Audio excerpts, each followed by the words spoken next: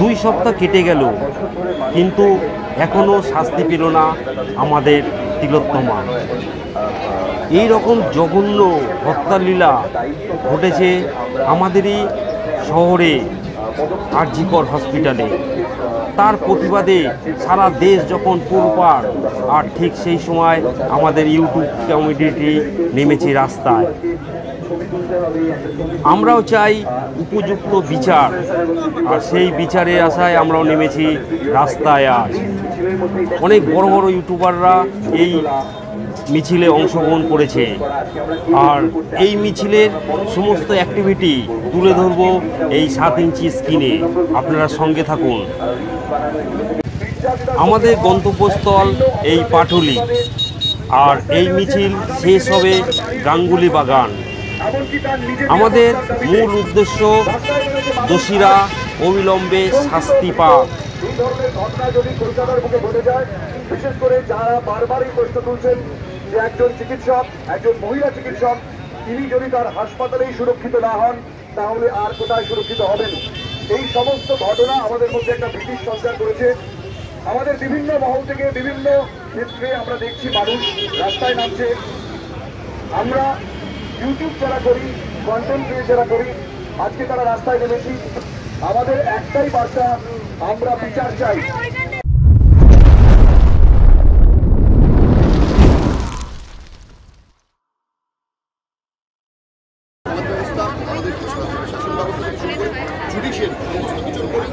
মানুষের সেই যোগটা তৈরি হয়।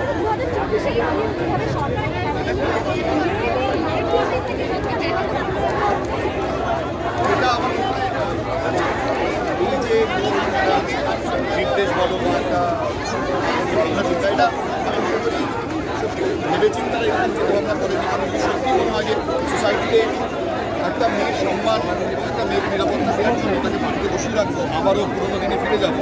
একটা মেয়ের নিরাপত্তা মানে তাকে বাড়িতে রাখো, তাকে এমন জামা কাপড় পরাও যাতে এই ধরনের ধর্ষণের ঘটনা না ঘটে। এটা কি আজকে 2024-এর এই সলিউশন? যদি নয়, রাজ্য সরকার ডেফিনেটলি এমন ভেবেই তারা বক্তব্য রেখেছেন, তারা নির্দেশ নেওয়া জারি করছে। আমার মনে হয় দিস ইজ নট ডান, এটা হতে পারে। এরকমভাবে কোনো নির্দেশ নেওয়া জারি করতে পারে। উল্টে বিচার এই ঘটনার সঙ্গে যাতে শাস্তি সেটা আমাদের ডিমান্ড হবে। মহিলাদের ঘরে বসে রাখবো কেন?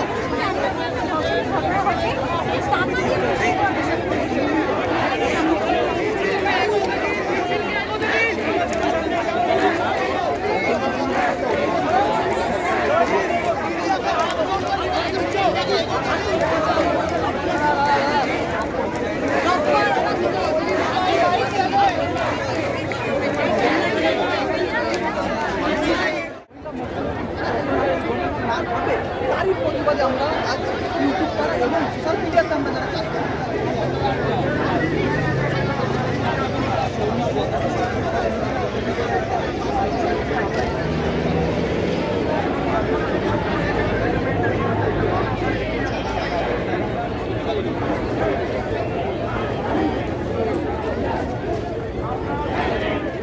সেই বাংলার নিজের মেয়েকে আজকে দেখতে পাচ্ছি সেই বাংলার মাটিতে দাঁড়িয়ে আমি মেয়েকে সুরক্ষিত হতে হচ্ছে কেন?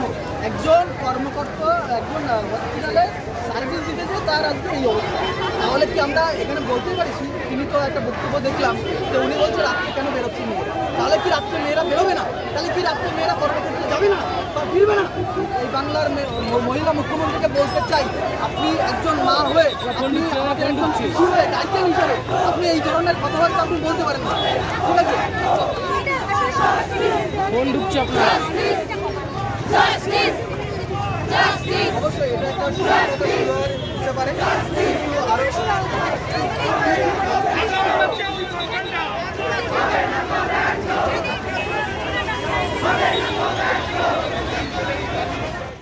যাদের কিনা সমাজ দেখছে, যাদের কিনা প্রত্যেক দিন মানুষ সোশ্যাল মিডিয়া স্ক্রিনে দেখছে, আমাদের কোনোবারই মনে হয়েছে যে আমাদের উচিত একসাথে একটা আওয়াজ তোলা। কারণ আমাদের কমিউনিটিটা কত বড় দেখছেন তো।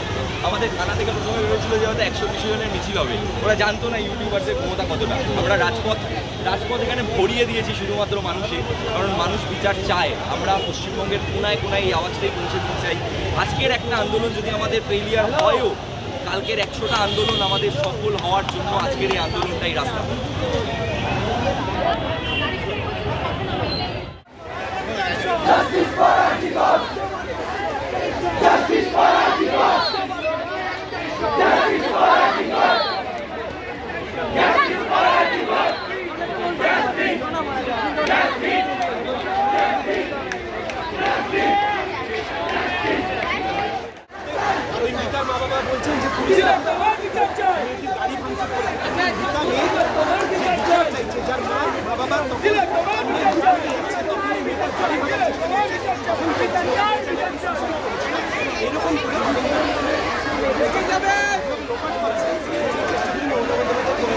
এবারে মমতা বন্দ্যোপাধ্যায় বুঝুক এই রাস্তা ওনার বাপের নয়, এই রাজ্য ওনার বাপের নয়, এই রাতটা ওনার বাপের নয়, মেয়েরা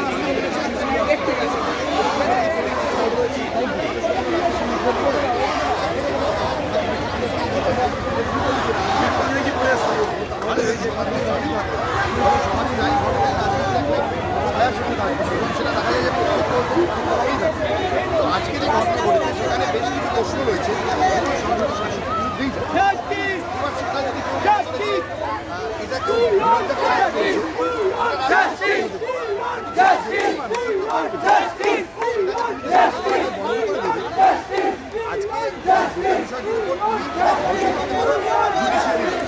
আজকে আমরা সুপ্রিম কোর্টের উপর ভরসা রাখছি, যা ঘটছে সেটা মানুষ আলটিমেটলি রেজাল্ট পাবে। যেটা ঘটছে দেখছে আজকে সুপ্রিম কোর্টে যেটা ভরসা রাখা হয়েছে তাতে সরকারের আইনজীবী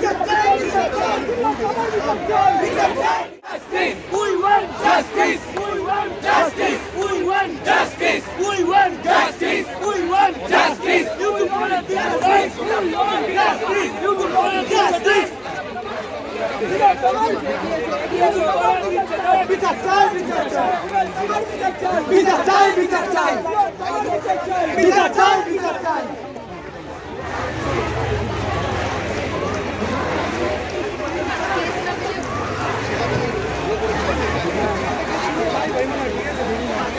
মনে রেখো ওখান থেকে আবার ট্রেনটাকে তোলা হবে, এখান থেকে বেরিয়ে গিয়ে, ঠিক আছে?